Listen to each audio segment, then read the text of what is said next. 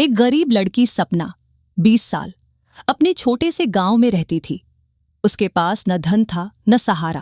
वह हर दिन पूरे मन से कृष्ण जी की पूजा करती थी।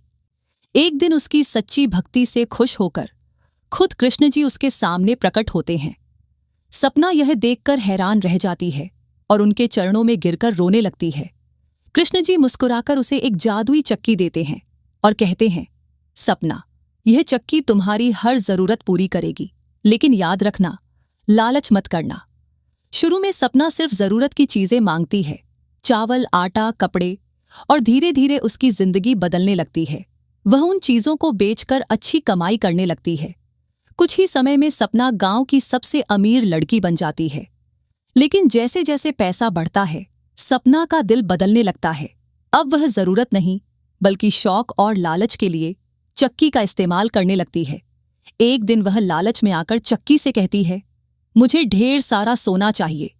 चक्की जोर जोर से घूमने लगती है, लेकिन इस बार सोना नहीं निकलता, बल्कि धुएं के बीच से एक डरावनी जादूगरनी बाहर आती है। जादूगरनी हंसते हुए कहती है, लालच का यही अंजाम होता है, और वह सपना पर जादुई दवा छिड़क देती है। देखते ही देखते सपना एक गुड़िया में बदल जाती है। ये सब सपना का पति छुपकर देख रहा होता है। वह डर जाता है, लेकिन हिम्मत करके चक्की को उठाकर कृष्ण जी की मूर्ति के पास ले जाता है। वह रोते हुए प्रार्थना करता है, हे प्रभु, मेरी पत्नी को माफ कर दीजिए, उसे वापस इंसान बना दीजिए। जैसे ही वह प्रार्थना करता है, चक्की धीरे धीरे चमकती है और फिर मिट्टी की साधारण चक्की बन जाती है। उसी समय गुड़िया भी वापस सपना में बदल जाती है।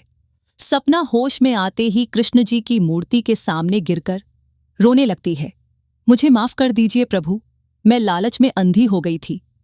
तभी एक हल्की सी आवाज गूंजती है, सच्ची भक्ति में शक्ति होती है, लेकिन लालच सब कुछ छीन लेता है। उस दिन के बाद सपना ने कभी लालच नहीं किया और सादा जीवन जीने लगी।